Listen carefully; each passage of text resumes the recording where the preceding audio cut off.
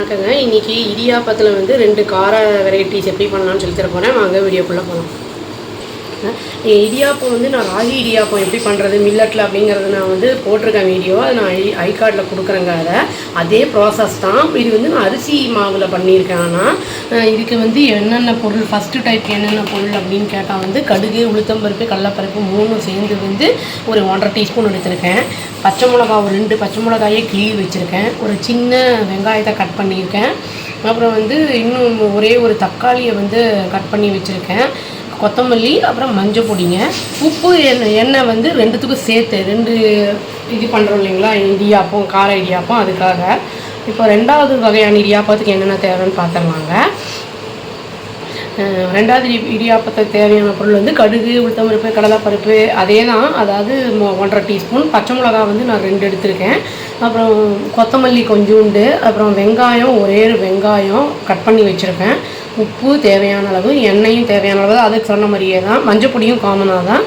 எலுமிச்சம்பழம் ஒன்றே எடுத்திருக்கேங்க நான். இதுக்கு வந்து காரம் வந்து வெறும் வந்து எலுமிச்சம்பழம் போட்டு செய்கிறதுக்கு வந்து காரம் பச்சை மிளகா மட்டும்தான்.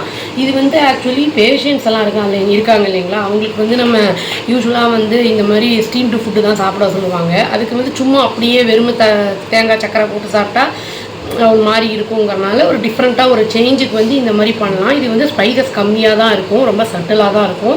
வாங்க எப்படி பண்ணுறதுன்னு பார்க்கலாம். இப்போ வந்து எண்ணெயை கடாயை ஆன் பண்ணிட்டேங்க. எண்ணெயை ஊற்றிக்கலாம்.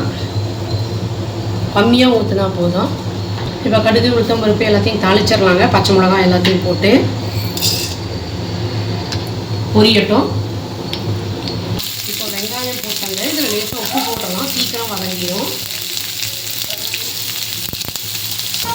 இப்போ இந்த எலுமிச்சம்பழத்தை வந்து நல்லா ஜூஸ் மட்டும் எடுத்துக்கலாங்க, கொட்டையெல்லாம் இருக்கக்கூடாது.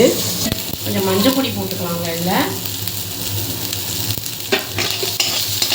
இப்போது இந்த தேவையான அளவு இடியாப்பத்தை அதில் போட்டு நல்லா மிக்ஸ் பண்ணிடலாங்க. உப்பு வேணும்னா போட்டுக்கலாம். இடியாப்பத்தில் ஆல்ரெடி போட்டிருக்கோம், அதனால் கம்மியாக போட்டால் போதும், ரொம்ப ஜாஸ்தியாகிடும். அப்புறம்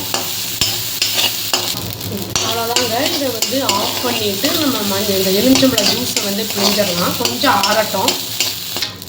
நல்லா ஆறிடுச்சுங்க. இப்போ வந்து எலுமிச்சம்பழம் ஜூஸ் வச்சுருக்கோம் இல்லைங்களா, அதை பிழிஞ்சிடலாம். எவ்வளோ புளிப்பு வேணுமோ போட்டுக்கலாம். இப்போ கம்மியாக போட்டுக்கலாம். பேஷண்ட் இருக்கிறதுனால கொஞ்சம் கம்மியாகவே எல்லாமே இருக்கிறது நல்லது.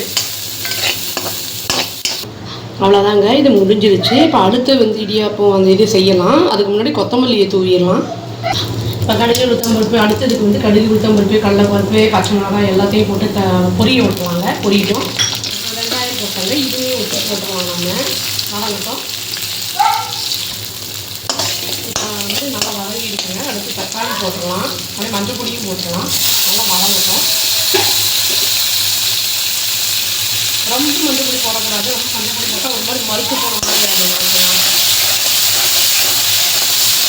இதுக்கு வந்து வேணும்னா நம்ம குழந்தைங்களுக்குலாம் போட்டோம் அப்படின்னா வேணும்னா காரப்பொடி போட்டுக்கலாம். நான் வந்து இப்போது உடம்பு சரியில்லாமல் இருக்கிறவங்க ஸ்டீம்டு ஃபுட்டு சாப்பிட்றவங்க இதாக இருக்குல்ல, அவங்களுக்கு தான் இது பண்ணுறேன் நான். அதனால் சத்துலாக இருக்கேன்னா காரப்பொடிலாம் போடல, சும்மா அப்படியே தாளிச்சுலாம் பண்ண போகிறேன் நான். இப்போ மிச்ச இடியாப்பத்தையும் போட்டு இதை நல்லா பிரட்டிட்டு கொத்தமல்லி தூவிடலாங்க.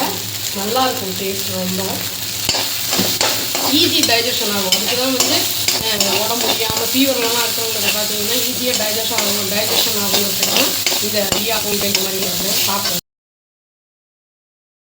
டேஸ்டியான 2 வகையான இடியாப்பம் வந்து காரத்தில் பண்ணுறது, அதான் சட்டெல்லாம் வந்து ரொம்ப வந்து ஸ்பைசிலாம் இல்லாமல் பண்ணியிருக்கேங்க நான். இதுக்கு சட்னி நல்லாயிருக்கும். இது அப்படியே கூட சாப்பிட்லாம், அதுவும் நல்லா தான் இருக்கும். இது இன்னொரு இது வந்து வெறும் பிளெயின் இடியாப்பத்துக்கு வந்து சாப்பிட்லாம். இன்னொன்று வந்து வெறும் இடியாப்பத்துக்கு வந்து தேங்காய் சக்கரை போட்டு சாப்பிட்லாங்க. அவ்வளோதான். ட்ரை பண்ணி பார்த்துட்டு எப்படி இருக்குன்னு சொல்லுங்கள். Thank you. Please do like, share and subscribe our channel and click the all option and tap the bell icon. Thank you.